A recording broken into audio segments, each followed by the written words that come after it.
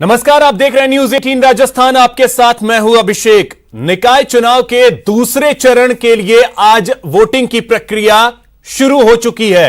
अब से आधे घंटे पहले वोटिंग की प्रक्रिया शुरू हुई। 3 निगम जयपुर, जोधपुर और कोटा के एक एक निगमों के लिए आज वोटिंग हो रही है। 3 जगहों की तस्वीरें आपके टीवी स्क्रीन पर, जयपुर, जोधपुर और कोटा की, जिसमें जयपुर ग्रेटर, जोधपुर दक्षिण और कोटा दक्षिण नगर निगम के लिए वोटिंग की प्रक्रिया चल रही है। जयपुर के 150 वार्डों के लिए वोटिंग हो रही है, कोटा के 80 वार्डों के लिए और जोधपुर के 80 वार्डों के लिए वोटिंग की प्रक्रिया इस वक्त चल रही है। तो आपको बता दें कि सुरक्षा के पुख्ता इंतजाम किए गए हैं। इसके अलावा कोरोना गाइडलाइंस का पूरी तरीके से पालन किया जा रहा है। मास्क लगाकर जो लोग पहुंच रहे हैं उन्हें ही वोट करने की इजाजत दी जा रही है। और ये जो तस्वीर इस वक्त हम आपको दिखा रहे हैं, ये कोटा की तस्वीर है। लोकसभा अध्यक्ष ओम बिरला सबसे पहले वोट करने के लिए आज पहुंचे, पहले वोटर ये बने। पोलिंग स्टेशन नंबर 2 जहां पर जाकर के इन्होंने, वार्ड नंबर 2 में जाकर के इन्होंने मतदान किया और लोगों से अपील भी की। और वोट डालने के बाद उन्होंने क्या कुछ कहा है वो आपको सुनाते हैं। भारत विश्व का सबसे मजबूत लोकतंत्र है। 1952 से 17 आम चुनाव के अंदर लगातार देश की जनता ने अधिक मतदान कर लोकतंत्र के प्रति और आस्था विश्वास व्यक्त की है, क्योंकि नगर निगम के चुनाव, जो स्थानीय सरकार के चुनाव होते हैं, वो लोकतंत्र की सबसे छोटी इकाई के चुनाव हैं। गांव में ग्राम पंचायत, शहर में नगर पालिकाएं, नगर निगम, यहां भी लोकतंत्र इतना मजबूत रहे, इसके लिए सामूहिक प्रयास करने की आवश्यकता है। और मुझे आशा है कि इस पर्व को लोकतंत्र पर्व के रूप में लोग मनाएंगे, कोरोना काल में अपने मताधिकार का उपयोग करेंगे और लोकतंत्र को मजबूत करेंगे। तो वोटिंग की प्रक्रिया चल रही है और हमारे सहयोगी अलग अलग जगहों पर मौजूद हैं, वहां से तस्वीरें लगातार पहुंचा रहे हैं। हमारे सहयोगी अर्जुन अरविंद जो कि कोटा से जुड़े हुए हैं और लवली वाधवा जयपुर से हमारे साथ जुड़े हुए हैं। सबसे पहले अर्जुन, आपके पास आ रहा हूं। लोकतंत्र के सबसे बड़े मंदिर के मुखिया, एक तरीके से कहें अध्यक्ष, उन्होंने आकर के सबसे पहले वोट डाला और लोगों से अपील की है, यानी एक संदेश भी दिया है कि इंतजार ना करें, जल्द से जल्द आकर के सबसे पहले मतदान करें।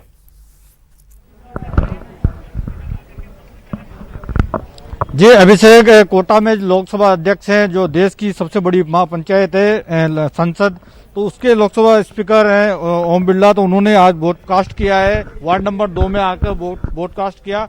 पहला वोट 7:30 बजे 7:28 पे वो यहाँ मतदान केंद्र पे पहुंच चुके थे। शक्तिनगर आवास के बगल में ये मतदान केंद्र है और उन्होंने आकर वोट किया। वोट करके एक बड़ा मैसेज ये दिया है कि लोकतंत्र का जो उत्सव है उसमें लोग अपनी भागीदारी निभाए। जो मतदाता हैं, लोकतंत्र में जो अधिकार मिला है वोट कास्ट करने का, उसका वो सदुपयोग करें और अपने पसंदीदा जो उम्मीदवार है उसको वोट करें। उन्होंने ये भी कहा है कि जो जब नगर निगम के बोर्ड गठित किए जाएंगे, पार्षद चुन के जाएंगे, मेयर, उप महापौर को ये लोग चुनेंगे पार्षद, तो जब बोर्ड की बैठक गठित हो और वो संचालित हो तो उसमें किसी तरह का हंगामा नहीं हो। जो जनता के मुद्दे हैं वहाँ उठाए जाएं, विकास हो, और जो मूलभूत सुविधाएं जो वादे अभी चुनाव के दौरान किए जा रहे हैं उनको जो पार्षद है वो निभा सके, ताकि शहर का गली नाली पटान का ये चुनाव है और नाली पटान और जो रोशनी है, ड्रेनेज सिस्टम है, ये माकूल हो, लोगों को सुविधाएं मिले, ताकि जो उन्होंने मत आज किया है उसका उन्हें सदुपयोग हो। लंबी कतार यहाँ लग चुकी है, सुबह से लोग आ चुके थे, क्योंकि एक लोकसभा अध्यक्ष ओम बिरला ने बड़ा संदेश दिया है, तो मतदाताओं में भी एक जोश आया है और लंबी कतार मतदाताओं की लग चुकी है। जो वार्ड नंबर 2 का ये पोलिंग बूथ है शक्तिनगर क्षेत्र में, तो मतदाताओं का जोश हम देख सकते हैं। दर्शकों को हम दिखा रहे हैं तस्वीरों में, बड़ी संख्या में महिलाएं भी आई है, बुजुर्ग महिलाएं भी यहाँ पर पहुंची है। अब इन खूबसूरत तस्वीरों को हम अपने दर्शकों को दिखा रहे हैं। सभी के मास्क लगा हुआ है और ये एक लोकतंत्र में बड़ा विश्वास लोगों का है कि जी जी सर। बिल्कुल बिल्कुल अरविंद, तो ये तस्वीरें जो हैं वो हम देख पा रहे हैं और ये लोकतंत्र की बहुत ही खूबसूरत तस्वीरें हैं। अब जयपुर चलते, लवली आपके पास आ रहा हूं, आप जरा तस्वीरें दिखाएं और संभव हो सके तो आप बात भी करें। जो अपनी बारी का इंतजार कर रहे हैं उनके जहन में क्या चल रहा है, क्या सोच करके वोट देने के लिए वो वहां पे पहुंचे हैं, कौन कौन से मुद्दे हैं जिसको ध्यान में रख करके वो वोट करेंगे और कैसा वो वार्ड पार्षद चाहते हैं अपने लिए। कहा ना आ रहे हैं बस। चलिए लवली के पास भी चलेंगे और उससे पहले कुछ तस्वीरें जो हैं वो हम अपने दर्शकों को लगातार दिखा रहे हैं। अर्जुन, आपके पास आकर के एक चीज और आपसे जानना चाहूंगा। आप लवली आप कुछ बोलना चाह रहे हैं, बोलिए लवली, बोलिए लवली।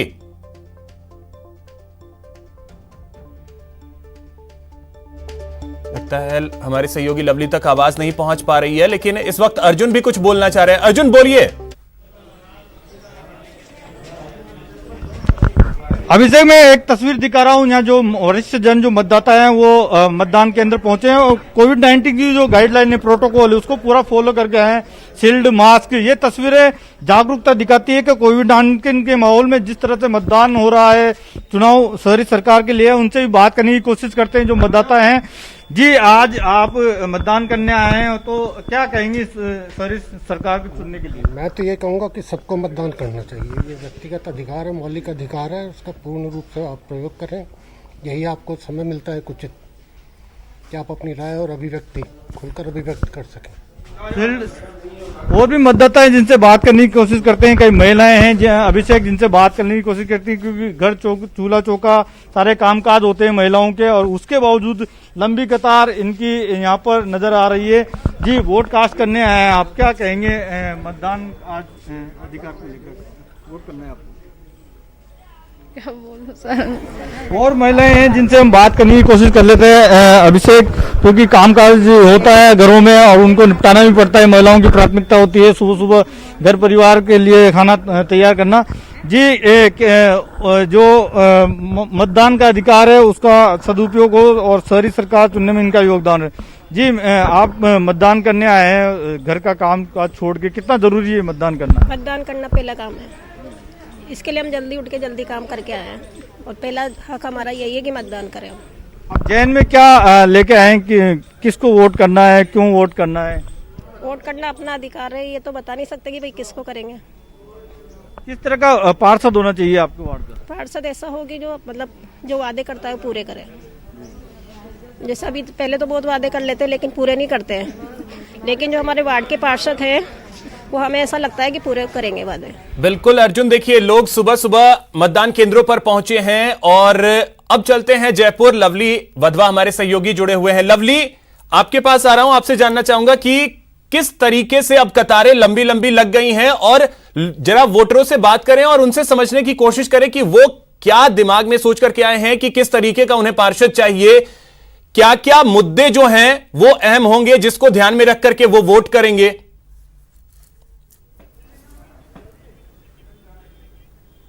देखिए, सबसे पहले तो जयपुर, जोधपुर और कोटा के उन लोगों को ये तस्वीर दिखाना चाहूंगा जिन लोगों का वोट है लेकिन वो अभी तक वोट कास्ट करने नहीं निकले हैं। उनके लिए ये तस्वीर बहुत महत्वपूर्ण है।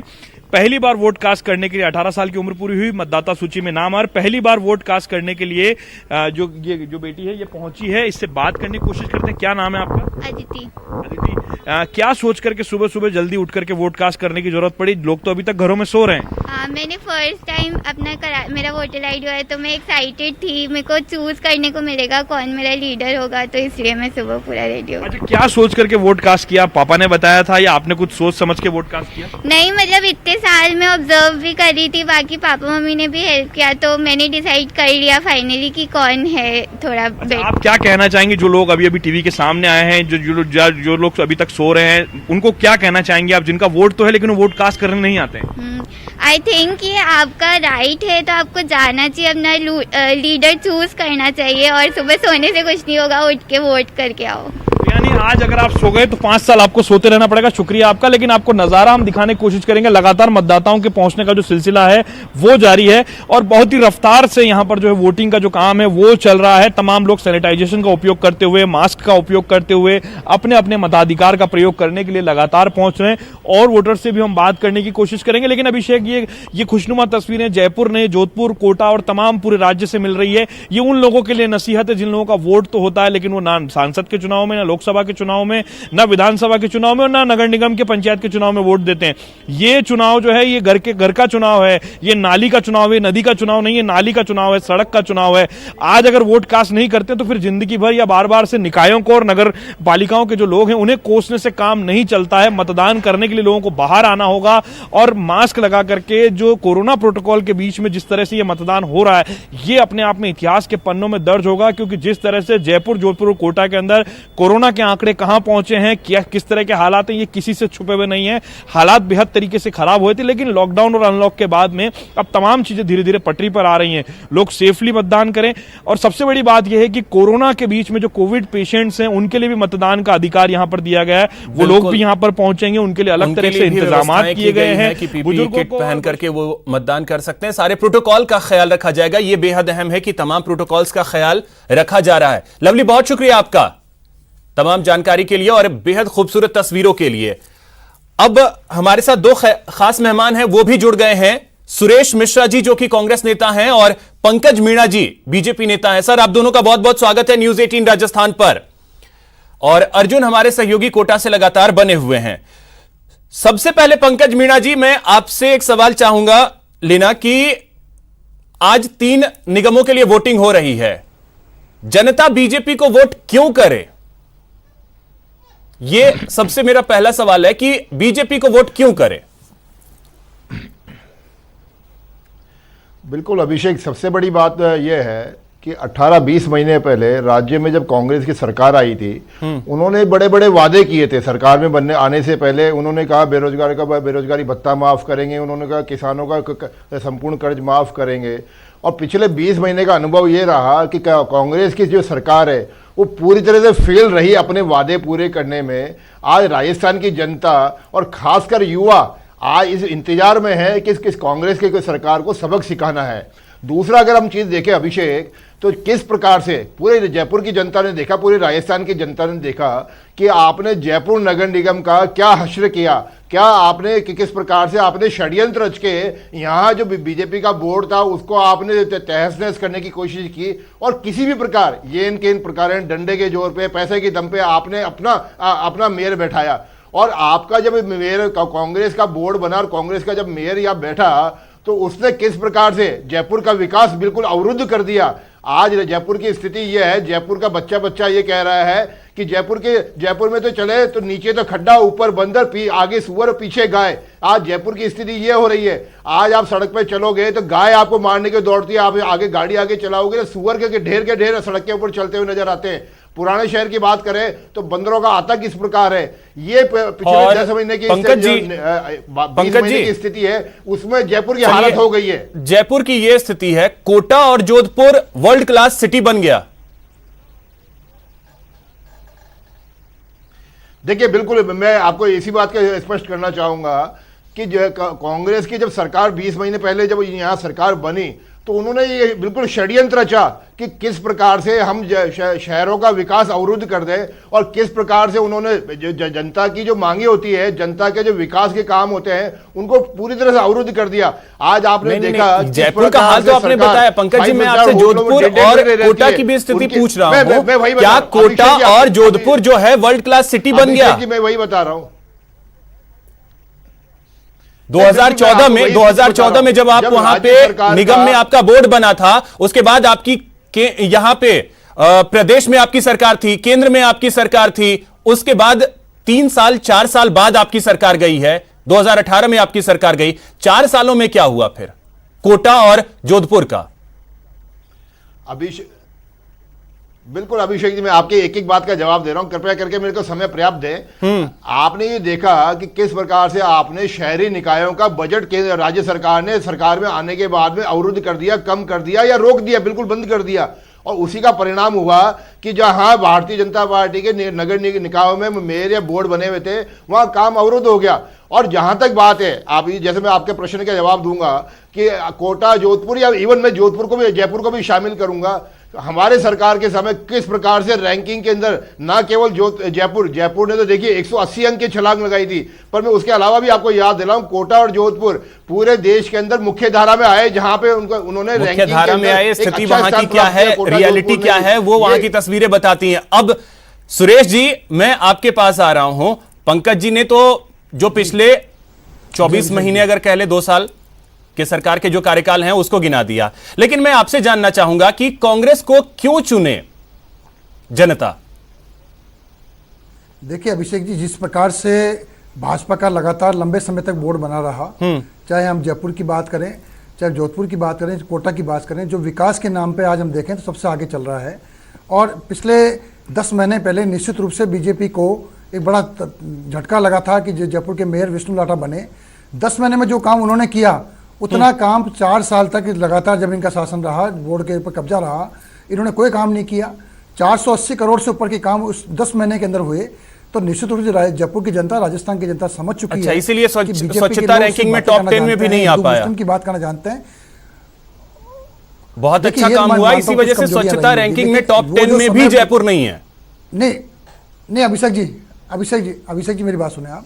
निश्चित रूप से मान के चलिए कि समय को 10 महीने का मिला उस समय, अगर ये पूरा समय 5 साल का कांग्रेस शासन में मिलता है और निश्चित रूप से हमारा बोर्ड बनता है, तो मेरा पूरा भरोसा है कि आने वाले समय में विकास की गंगा बही जाएगी।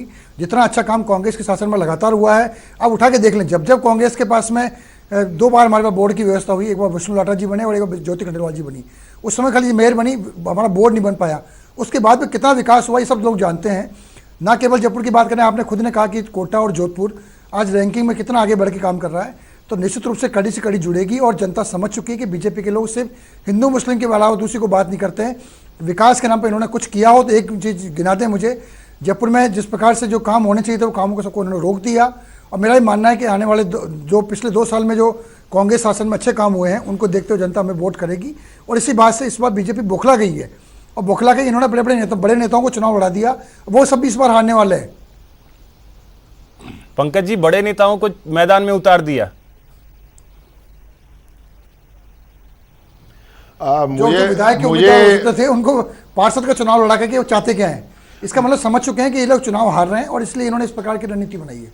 पंकज जी, अभिषेक जी, सबसे पहले तो मैं सुरेश जी की बात का जवाब देना चाहूंगा। आपने कहा कि हमारे बोर्ड में काम हुआ, इनका जो विष्णु लाटा जी का मेयर के कार्यकाल में 10 महीने का मौका मिला था, इसमें काम हुआ, ऐसा इनका दावा है। मैं 2 प्रश्न करना चाहूंगा, कांग्रेस के प्रतिनिधि से भी करना चाहूंगा और आपके माध्यम से राज्य के, जयपुर की शहर की जनता से भी करना चाहूंगा। अगर आपके 10 महीने में काम हुआ तो आपने चुनाव सरकाए क्यों? जब अक्टूबर 2019 के अंदर चुनाव होने थे तो आपने चुनाव को सरकाया क्यों? आज 1 साल बाद चुनाव क्यों हो रहे? आप कोविड का बहाना मत करिए, कोविड तो आया मार्च के अंदर, अक्टूबर से मार्च तक आपको 6 महीने का मौका था, आप चुनाव से क्यों भागते रहे? दूसरी बात, अगर आपको लगता था कि आपने काम किया और जनता आप पे विश्वास करेगी, तो आपने जयपुर शहर को, और न केवल जयपुर शहर को, कोटा जोधपुर को आपने 2 टुकड़े करने का पाप क्यों किया? आपने क्यों शहरों को 2 जगह बांटने का काम किया? क्योंकि आपको डर था। आपके 10 महीने के कच्चे छिट्टे पोल सारी पूरी जनता के सामने थी, किस प्रकार से आपके जो चेयरमैन, पार्षद और न केवल मेयर, सभी लोग भ्रष्टाचार में लिप्त थे। उससे पंकज जी, तो ये तो अच्छा हुआ ना कि वक्त आपको भी मिल गया, और वक्त आपको भी मिल गया। नहीं, वक्त मिलने वाली बात नहीं, वक्त मिलना ना मिलने वाली बात नहीं है। देखिए, वक्त मिला या ना मिला, हम हमेशा तैयार थे और हम अक्टूबर 19 से ही तैयार थे कि ये किसी प्रकार से चुनाव की घोषणा करें और जनता के दरबार के अंदर हमारा को न्याय मिले। परंतु इन्होंने लगातार 1 साल चुनाव से भागते रहे, लगातार जो की कोशिश करते रहे कि किस प्रकार से, अच्छा, न केवल इन्होंने आपने शहर को 2 टुकड़े किए हैं, आपने वार्डों के परिसीमन भी कांग्रेस कार्यालय में बैठ के इस प्रकार से किए हैं कि किसी प्रकार तो हमारा आ जाए। आपने देखिए, मैं आपको याद दिलाऊं, जयपुर हो या कोटा हो, आपने वो दो निगम इस हिसाब से बनाए कि चलो कम से कम 1 निगम में तो हम जीतेंगे, और वो 1 निगम की बात यह है कि जयपुर अगर ग्रेटर माने या कोटा दक्षिण माने, वहां तो आप वैसे भी नहीं जीतने वाले। आपने चुनाव ये सोच के लड़ा है कि ये तो पूरा बीजेपी का एरिया है, यहाँ तो पूरे लोग पढ़े लिखे लोग ज्यादा हैं, यहाँ बीजेपी को मतदान ज्यादा होगा। आपने अच्छा, यही सोच एक के चीज पंकज जी, तो आज जो जयपुर ग्रेटर के अंदर जो चुनाव एक चीज पंकज जी, ये आरोप तो आप लगा रहे हैं परिसीमन को लेकर के, दो भागों में क्यों बांट दिया ये लेकर के, क्या मुद्दों के आधार पे चुनाव जीता जाता है या इस परिसीमन के आधार पे चुनाव जीता जाता है? देखिए, बिल्कुल एक कटु सत्य बात यह है कि कुछ अभी भी मुश्किल से 1 या 2% वोट बैंक ऐसा है जो शिक्षित कम है, जो किसी न किसी मजबूरियों के कारण से कांग्रेस से बंधा हुआ है। केवल उन्हीं की आस में कांग्रेस ने इस प्रकार से एक परिसीमन किया था। तो यानी कि इतने लंबे वक्त के बोर्ड रहने के बावजूद आप उस जनता को यह यकीन नहीं दिला पाए कि हमने आपके लिए काम किया है। ठीक है सुरेश जी, अब एक चीज, ये गंभीर आरोप लगते रहे। एक मिनट अभिषेक जी, ठीक है, अभिषेक जी, मैं एक बार बात कंप्लीट कर दूं। आपने जो बात छेड़ी है, मैं एक बार कंप्लीट कर दूं उसको। आपने जो बात कहा कि हम समझाने के असफल रहे, ऐसा नहीं है। वास्तविकता यह है कि यहाँ की नहीं, आपने कहा ना कि 1% 2% कुछ ऐसे हैं जो मजबूरी से बने हैं। वोटर्स के पास कौन सी मजबूरी होती है? उन्हें तो विकास चाहिए। अगर आप विकास देंगे आपके पास वोटर्स आएंगे, अगर वो विकास देंगे उनके पास वोटर्स जाएंगे। वोटर्स की कौन सी मजबूरी? सर अभिषेक जी, इन्होंने क्या किया कुछ लोगों के अंदर, हाँ मैं आप मजबूरी, मेरी पूरी बात एक बार सुन लीजिए। इन्होंने कुछ लोगों के अंदर इनसिक्योरिटी कॉन्शियस डाल दिया। हमारा वर्ग है जिसके अंदर इन्होंने एक डर पैदा कर दिया कि भाजपा आ गया तो ऐसा हो जाएगा, भाजपा ऐसा कर देगा, आपके साथ में ऐसा कर देगा। ये जो इनसिक्योरिटी कॉन्शियस है, ऐसा उस वर्ग के अंदर उस चलिए पंकज जी, फिर मतलब मुद्दे जो हैं वो वहीं तक जाएंगे। ठीक है सुरेश जी, अभिषेक जी मैं एक बात और कहना चाहूंगा। अभी सुरेश जी, अब सुरेश जी से पहले मैं इसका जवाब ले लेता हूं। सुरेश जी के सामने कहा कि ठीक है सुरेश जी, ये देखिए गंभीर आरोप जो है वो तभी से लगता रहा है जब परिसीमन हुआ, दो भागों में इसे बांटा गया। आखिर क्या वजह थी कि दो भागों में बांटा गया? जो बीजेपी आरोप लगा रही है कि हां चलो कम से कम एक बोर्ड तो हमारा बन जाएगा, क्या यही सोच करके दो भागों में बांटा गया तीनों शहरों को? अभिषेक जी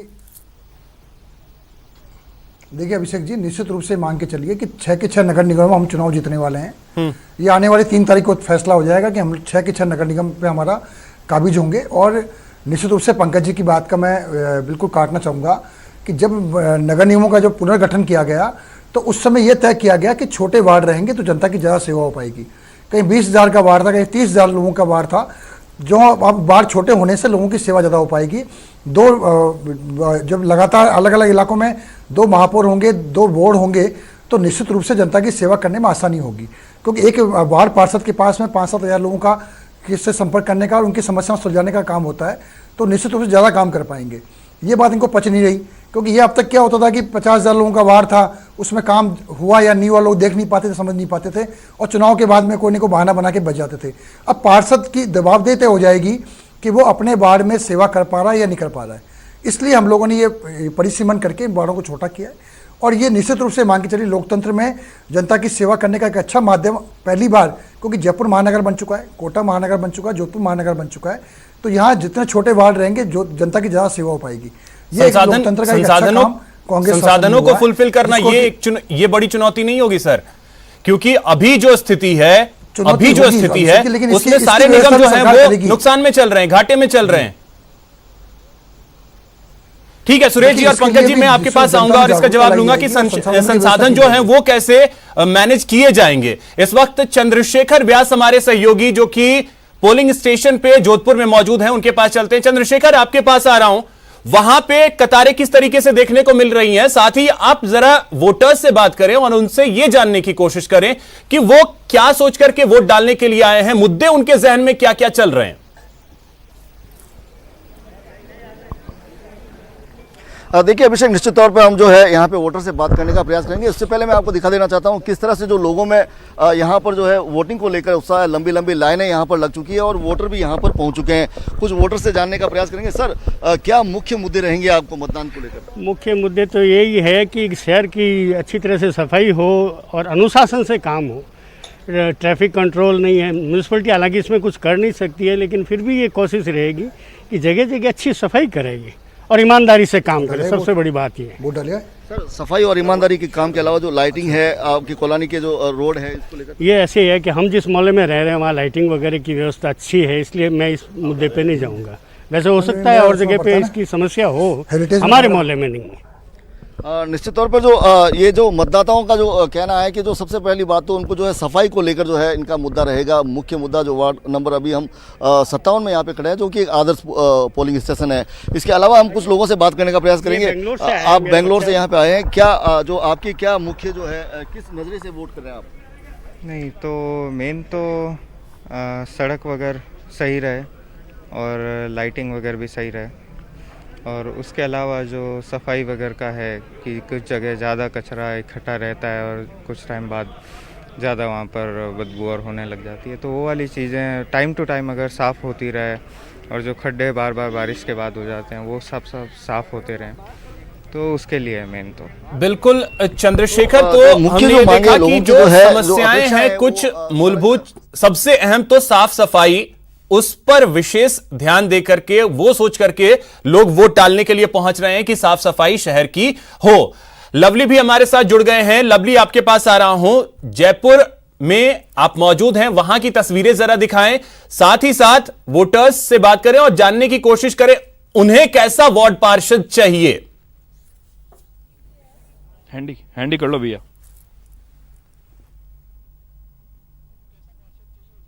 से बात करेंगे, लेकिन सबसे बेहतरीन और खूबसूरत बात यह है जिस मतदान केंद्र पर अब मैं यहां पहुंचा हूं, यहां पर 70 से ज्यादा कोविड पेशेंट्स ने अपना रजिस्ट्रेशन कराया मतदान के लिए, और 70 से ज्यादा कोविड पेशेंट शाम को 5 बजे के बाद में उनके लिए इंतजाम किए जाएंगे।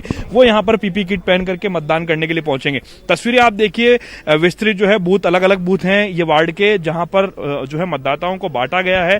पहले 1000 से ज्यादा मतदाता किसी एक बूथ पर होते थे, लेकिन अब 500 की पंक्ति जो है वो अलग तरीके से मतदाताओं को कम कर दिया गया है। सूची जो है वो उतनी है, वार्ड जरूर छोटे हो गए, लेकिन एक तस्वीर हम दिखाने की कोशिश करेंगे आपको। यहां पर फिलहाल मतदान केंद्र जो है वहां पे आप देखने की कोशिश करेंगे, लोग नहीं है, लेकिन सैनिटाइजेशन के इंतजाम जो हैं, तमाम जो कोरोना प्रोटोकॉल्स के इंतजाम है, मास्क के इंतजाम है, वो इंतजाम यहां पर किए गए हैं। अब से कुछ ही देर बाद ही यहां पर जो है जयपुर शहर के जो सांसद हैं रामचरण बोहरा, वो भी मतदान के लिए यहां पर पहुंचने वाले हैं। तमाम तरह की तैयारियों को जो है वो मूर्त रूप दिया गया है। आप देखिए बेहद बेहतरीन तरीके से मतदान। चलिए, बिल्कुल लवली, तो प्रोटोकॉल्स का ख्याल रखा जा रहा है और भी तस्वीरें आपसे, आपके जरिए हम अपने दर्शकों तक पहुंचाएंगे। साथ ही हमारे साथ खास मेहमान भी जुड़े हुए हैं। यहां वक्त है एक छोटे से ब्रेक का।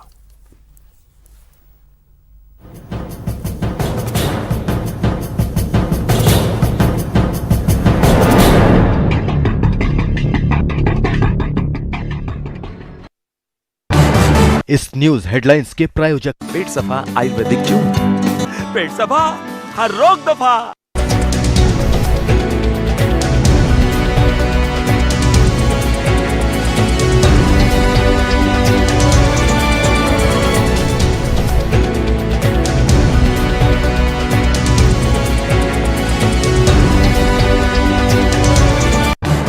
इस न्यूज हेडलाइंस के प्रायोजक पेट सफा आयुर्वेदिक जून।